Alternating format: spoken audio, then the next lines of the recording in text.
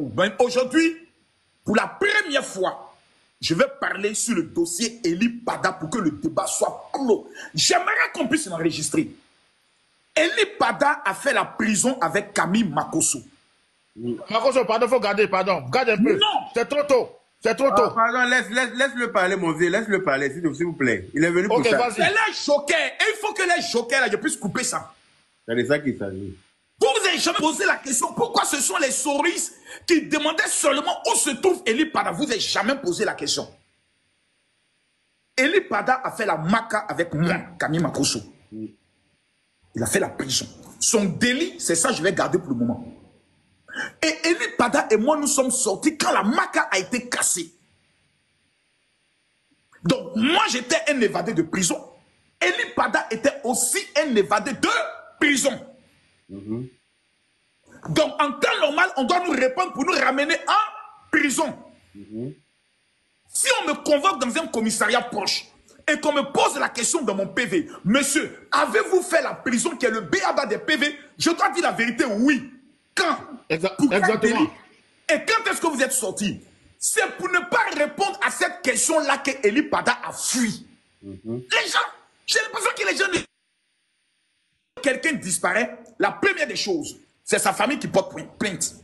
La deuxième des choses, sa communauté aussi prend le soin d'informer les autorités. Nous avons demandé à la communauté d'Eli Pada, souhaitez-vous que nous puissions porter plainte? Ils nous ont dit, on est qu'à les laisser, eux vont régler ça. Sa famille n'a jamais porté plainte.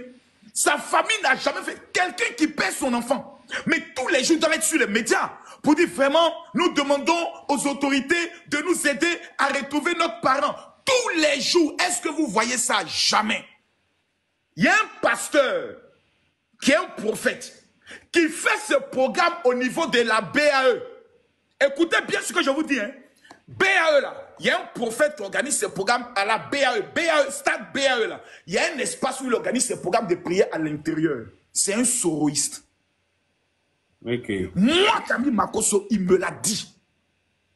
On devait organiser au palais des sports un grand programme de prière pour la paix en Côte d'Ivoire. Lorsque les opposants organisaient leur programme au stade Oufoué-Boigny, ce monsieur est venu appeler tous les pasteurs qui devaient opérer avec nous. Donc, Yaya Dion Robert, le prophète Olivier Gawa, pour leur dire que moi, Camille Makosso, j'ai reçu 500 millions pour organiser ce programme-là, et que si eux s'engagent dans le programme, ce serait dangereux pour eux après.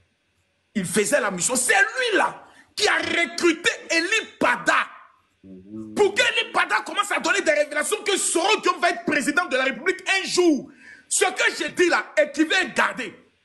Lorsque les messages, les confidences sont sortis, Eli Pada n'a jamais été convoqué pour être arrêté. Le commissaire qui a convoqué Eli Pada s'appelle le commissaire Ouattara. Eli Pada devait venir faire ce qu'on appelle sa fiche d'information que moi-même j'ai fait au renseignement général. Lorsque tu dis des déclarations, tu fais des déclarations, on ouvre une fiche pour qu'au cas où on demande c'est qui, comment on appelle ça, les services de renseignement qui ne sont pas un service répressif puissent donner l'information sur qui tu es. J'ai organisé une veillée de prière au niveau de l'hôtel communal de Cocody. Quelqu'un est allé dire au renseignement général que moi je dis que Ahmed Bakayoko est un franc-maçon qui veut diriger la Côte d'Ivoire. J'ai été appelé, interpellé, interrogé pendant 2 jours. On a réécouté tous mes messages lorsqu'on découvre que Makosso n'a jamais eu à dire cette parole. J'étais au niveau des renseignements généraux.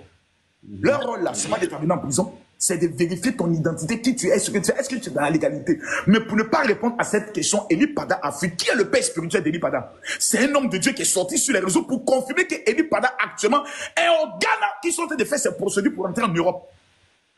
Les gens se plaignent et se fâchent et s'excitent par rapport à quoi?